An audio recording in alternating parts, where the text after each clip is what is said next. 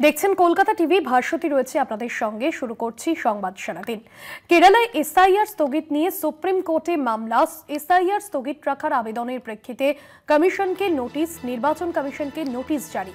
Supreme কোর্টের 26শে November এই মামলার পরবর্তী শুনানি রয়েছে। এসআইআর স্থগিত রাখার আবেদনের প্রেক্ষিতে কমিশনকে নোটিশ, নির্বাচন কমিশনকে নোটিশ জারি সুপ্রিম কোর্টের। 26শে নভেম্বর মামলার পরবর্তী শুনানি রয়েছে। কেরালায় এসআইআর স্থগিত নিয়ে সুপ্রিম কোর্টে মামলা। এসআইআর স্থগিত রাখার আবেদনের প্রেক্ষিতে কমিশনকে নোটিশ, নির্বাচন কমিশনকে নোটিশ জারি সুপ্রিম কোর্টের। 26শে নভেম্বর এই মামলার পরবর্তী শুনানি রয়েছে। এসআইআর স্থগিত রাখার আবেদনের প্রেক্ষিতে এই নোটিশ বলে জানা গিয়েছে।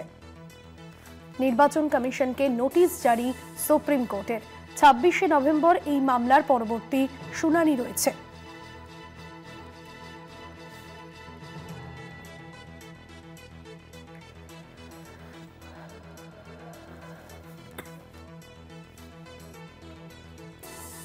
এসআইআর স্থগিত রাখার আবেদনের প্রেক্ষিতে কমিশনকে নোটিশ। বিস্তারিত জানবো, পীযূষ কান্তি নাগ রয়েছেন ফোন লাইনে। পীযূষ কান্তি, এ বিষয়ে কি জানা যাচ্ছে?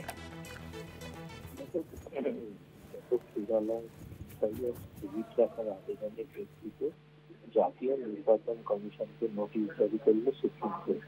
বিচারপতি সূর্যকান্তের বেঞ্চে এই মামলার শুনানি হবে আগামী 26শে নভেম্বর।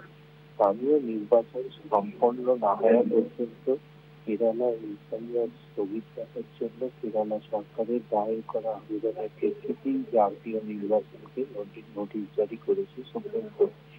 রাজ্যের আবেদনের পাশাপাশি ইন্ডিয়ান ইউনিয়ন মুসলিম লীগ সাধারণ সম্পাদক, সিপিসির সভাপতি, সিপিআইএম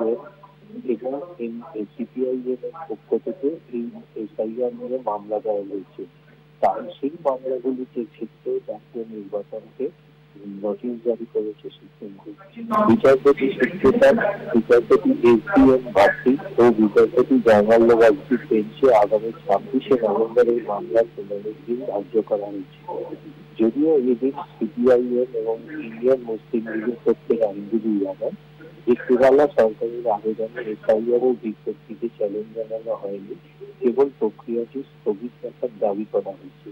রাজ্যের পক্ষ থেকে প্রথমে এসআইআর এর প্রক্রিয়াটিকে স্থগিত রাখার জন্য কেরালা হাইকোর্টে দায়ের করেছিল রাজ্য সরকার, কিন্তু কেরালা হাইকোর্ট রাজ্যের এই আবেদনে হস্তক্ষেপ করেনি। কেরালা হাইকোর্ট রাজ্যকে এসআইআর সম্পর্কিত বিষয় নিয়ে সুপ্রিম কোর্টে দ্বারস্থ হওয়ার পরামর্শ দিয়েছে। সঙ্গে থাকো পীযূষ কান্তি।